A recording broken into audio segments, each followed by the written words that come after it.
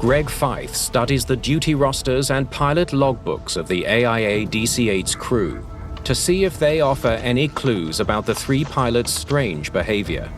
What have we here?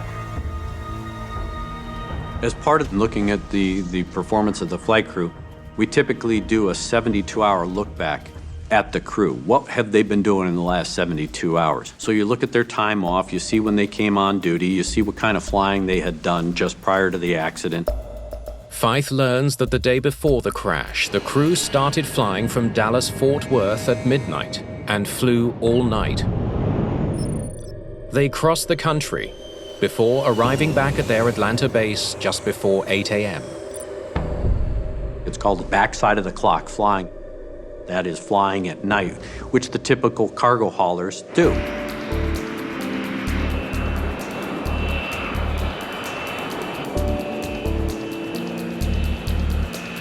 That was supposed to be the end of the crew's shift, but they were called back for one last flight.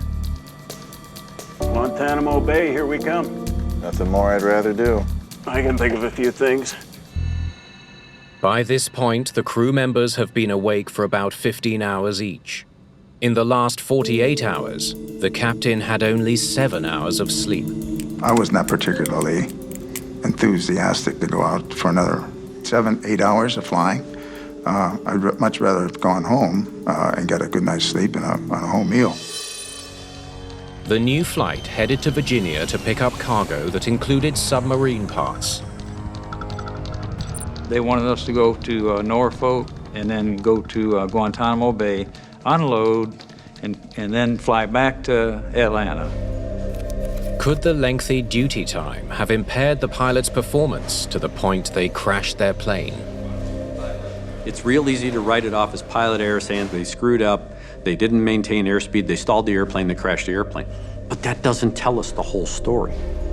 Investigators asked NASA for help in analyzing the sleep patterns of the DC-8 crew. Thanks for helping out with this. Mark Rosekind leads that effort. He's the head of NASA's Fatigue Countermeasures Program. We knew that fatigue was a risk, so we knew bad stuff was already going on in flight. The key was, how do you demonstrate fatigue actually played a role in that crash?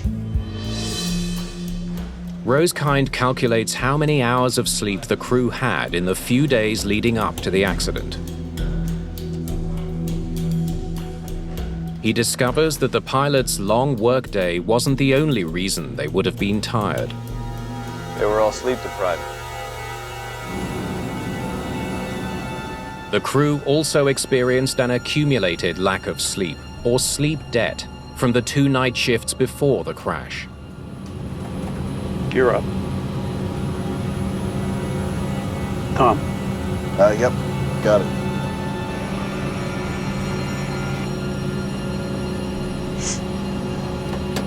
What most people don't realize is that when you lose sleep, it actually builds into what's called a sleep debt. And you should think about that just like a bank account. It's like going in the red. The captain's sleep debt was large. He had only 15 hours sleep in the previous 72 hours. Magnifying the effect of fatigue and sleep debt were the crew's biological clocks, known as circadian rhythms. We actually have a clock in our brain, and that body clock controls everything on a 24-hour basis. So as soon as humans alter that pattern, like trying to work at night and then sleep during the day, you're basically opposing your biology to do that. There is a cost to it. Flying at night and sleeping during the day was wreaking havoc on their circadian rhythms. Connie 808, understand you'd like runway 10? That's affirmative. Runway 10. Rosekind determines the effect of the disruption would be felt most intensely between 3 o'clock and 5 o'clock in the afternoon, precisely when Flight 808 was approaching Guantanamo Bay.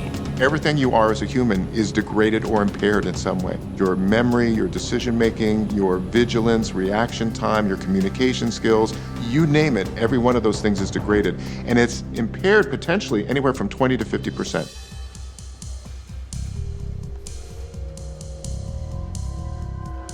Again, And again, and again, and again. The captain in particular was showing noticeable symptoms of fatigue. One was what we call cognitive fixation. The captain just got stuck on finding a strobe light.